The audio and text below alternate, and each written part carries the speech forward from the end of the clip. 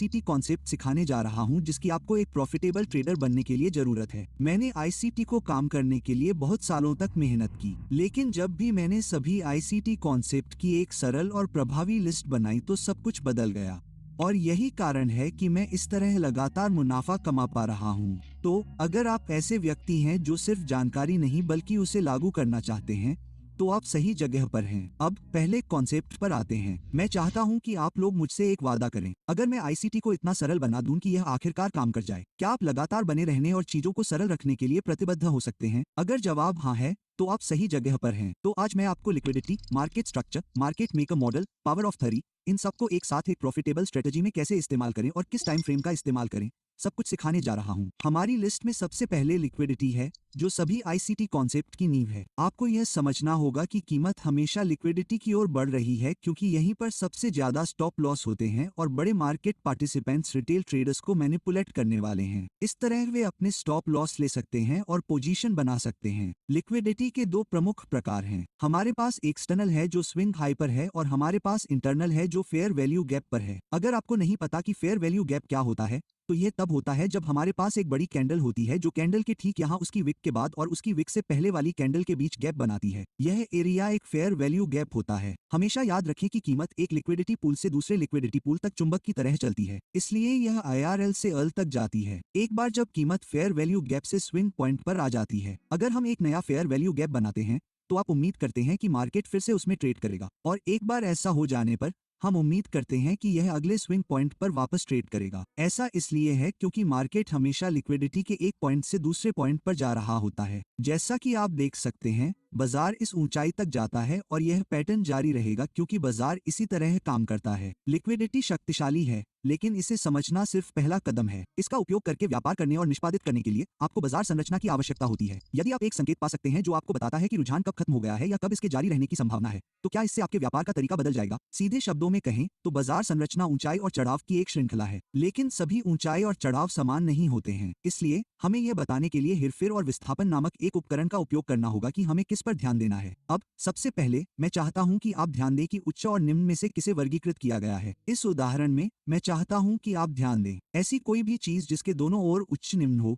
जिसका अर्थ है कि हमारे पास 3 कैंडल फॉर्मेशन है। यह कैंडल सबसे निचला है, हमारे दोनों ओर उच्च निम्न है, इसे निम्न माना जाता है। और फिर ऐसी कोई भी चीज जिसके दोनों ओर निम्न उच्च हो, तो उस कैंडल को उच्च माना जाता है। अब हाई और लो पर क्या होता है, यह आपको वह सब बताता है जो आपको जानना चाहिए। तो यही ध्यान दें, इस लो और इस लो पर क्या हो रहा है। ध्यान दें कि हम इससे नीचे बंद नहीं हो रहे हैं। अब कुछ लोग कहेंगे कि यह स्ट्रक्चर में ब्रेक है, लेकिन वे गलत होंगे, क्योंकि जब मार्केट स्ट्रक्चर के एक बिंदु से ऊर्जावान रूप से विस्थापित या धक्का नहीं देता है, तो इसके उलट होने की संभावना होती है। अब मार्केट स्ट्रक्चर शिफ्ट के साथ इसकी संभावना और भी बढ़ जाती है। मार्केट स्ट्रक्चर शिफ्ट बस तब होता है जब हम लोअर हाई और लोअर लो से एक सही मायने में नया हाई हाई बनाते हैं। अब इससे सही और वैध हाई हाई क्या बनाता है? खैर, हमने एक उचित वैल्यू गैप बनाया और स्ट्रक्चर के इस बिंदु से आगे बंद हुआ। आप इसका उपयोग लिक्विडिटी या की लेवल टैप के साथ कर सकते हैं, जिसके बारे में हम वीडियो में बाद में जानेंगे। अब एक और तरकीब जिसका आप उपयोग कर सकते हैं वह यह है कि जब भी किसी लो में हेरफेर किया जाता है,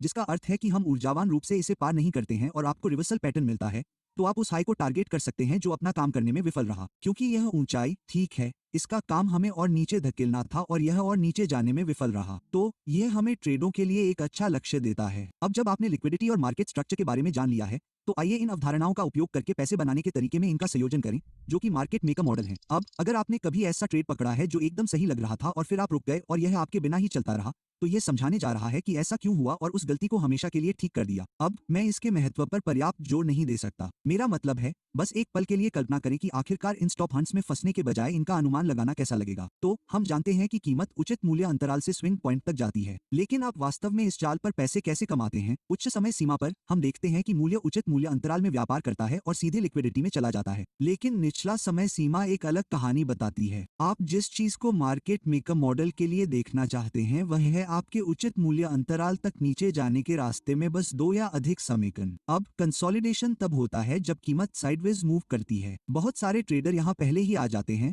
जिसका मतलब है कि जब मार्केट इन कंसोलिडेशन में जाता है तो वे स्टॉप आउट हो जाते हैं। जब मार्केट आपके high time frame fair value gap में आता है तो आप एक मैनिपुलेशन और फिर एक डिस्प्लेसमेंट देखना चाहते हैं, जिससे एक नया lower time frame fair value gap बनता है और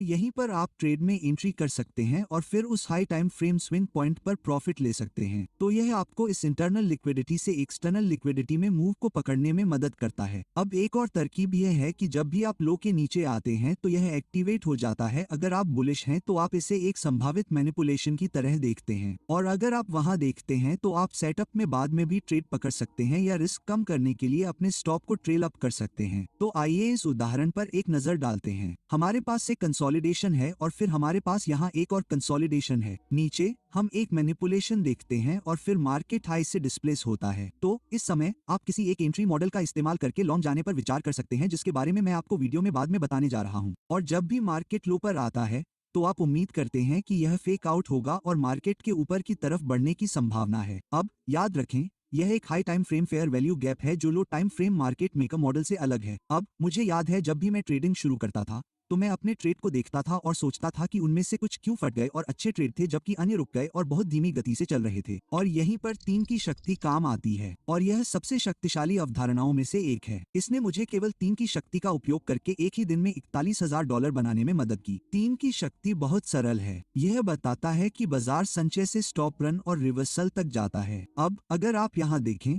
तो हमारे पास ये संचय या समीकरण है। इसलिए अगर हम तेजी में हैं तो हम स्टॉप रन की उम्मीद करते हैं, और अगर हम तेजी में हैं तो हम उम्मीद करने जा रहे हैं कि निचले स्तर पर रन होगा। इसलिए इस दिन मैंने निचले स्तर के रन होने का इंतजार किया, और फिर जब मार्केट ने रेंज में एंट्री का अच्छा पैटर्न दिया तो मुझे पता था कि मेरे पास लॉन्ग के लिए एक अच्छा मौका है, क्योंकि मार्केट में बड़ा बदलाव होने की संभावना है। और ठीक इसी तरह मैंने पावर ऑफ 3 का इस्तेमाल करके 41 के बनाया, लेकिन इसे लागू करने के लिए मुझे एंट्री मॉडल का इस्तेमाल करना पड़ा। तो चलिए सीधे उन पर आते हैं। अब मैं पूरी तरह से ईमानदार होना चाहता हूँ दोस्तों, एंट्री मॉडल के बिना आज आपने जो कुछ भी सीखा है वह सिर्फ थ्योरी है, ठीक है दोस्तों? तो मुझे बताइए, अगर मैं आपको अभी एक कंसिस्टेंट एंट्री सेटअप दूं तो क्या आप वाकई उसके साथ कंसिस्टेंट बने रहेंगे? मैं आपको 3 एंट्री मॉडल सिखाने जा रहा हूं, लेकिन उससे पहले आपको यह समझना होगा कि अगर कोई की लेवल टैप नहीं किया गया है तो आपके पास कोई ट्रेड नहीं है। इससे यह सुनिश्चित होता है कि आप केवल हाई प्रोबेबिलिटी वाले ट्रेड ही ले रहे हैं। तो मैं चाहता हूं कि आप यहाँ इस उदाहरण को देखें। ध्यान दें कि हमने इस लिक्विडिटी में कैसे ट्रेड किया,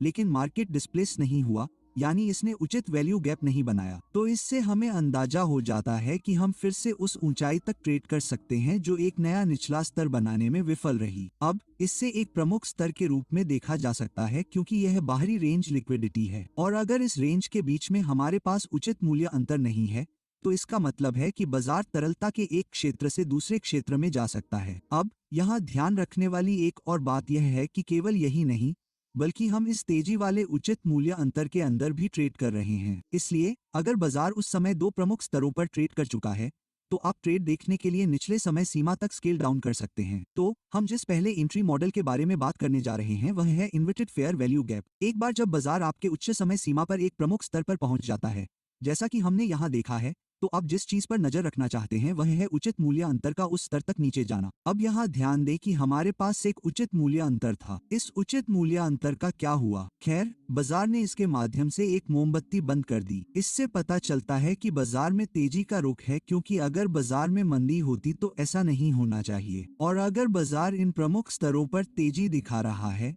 तो हम जानते हैं कि बाजार के ऊपर जाने की पूरी संभावना है। इसलिए जैसे ही ऐसा हुआ, जो तकनीकी रूप से इस कैंडल के बंद होने पर था, आप एक ट्रेड लगा सकते हैं और अपने स्टॉप को सबसे निचले स्तर पर रख सकते हैं, और आप बस इस क्षेत्र को यहाँ ऊपर लक्षित करेंगे। अब आप ये सुनिश्चित करना चाहते हैं कि आपके पास किसी भी ट्रेड सेटअप पर कम से कम 2:1 का रिस्क टू रिवॉर्ड मिल रहा है। और जब आप प्रमुख स्तरों और एक एंट्री मॉडल को जोड़ते हैं तो आप आश्वस्त हो सकते हैं कि ट्रेड आपकी दिशा में जाने वाला है, जैसा कि हम यहाँ देख सकते हैं। हालांकि 2 अन्य प्रकार के एंट्री मॉडल थे जो हुए, और सबसे पहले हम डिलीवरी की स्थिति में बदलाव के बारे में बात करने जा रहे हैं। तो मान लीजिए कि आप उस ट्रेड एंट्री को मिस कर देते हैं। डिलीवरी की स्थिति में बदलाव के लिए आपको जिस चीज पर ध्यान देना है, जो मेरे पसंदीदा एंट्री मॉडल में से एक है, वो है कि यहाँ नीचे की ओर कैसे मूवमेंट हो रहा है। हमारे पास एक डाउन मूव है जहाँ ये सभी डाउन क्लोज कैंडल्स कंट्रोल में हैं। वे अप क्लोज कैंडल्स को घेर रहे हैं और यहाँ भी अपलो कैंडल्स इस डाउन मूव को घेर नहीं पा रहे हैं।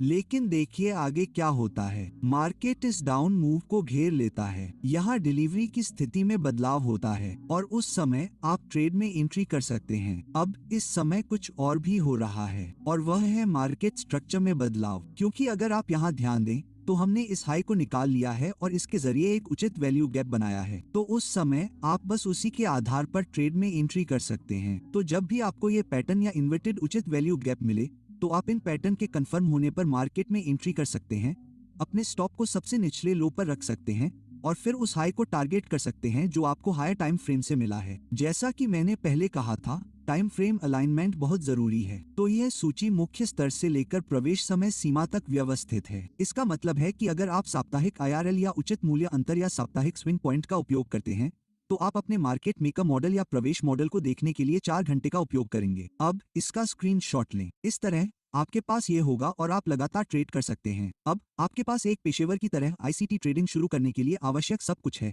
बिना मेरे जैसे वर्षों को बर्बाद किए, और सबसे महत्वपूर्ण बात, बिना किसी जटिल झंझट के। अब अगर आप मेरे पूरे ट्रेडिंग सिस्टम को शुरू से अंत तक सीखना चाहते हैं तो मैं विवरण में एक लिंक छोड़ दूंगा। साथ ही चैनल को सब्सक्राइब करना न भूलें। मैं YouTube पर बहुत सारे मुफ्त मूल्य पोस्ट करता हूँ। मेरे पास 2 घंटे का एक मुफ्त कोर्स भी है, मैं उसे स्क्रीन पर कहीं छोड़ दूंगा।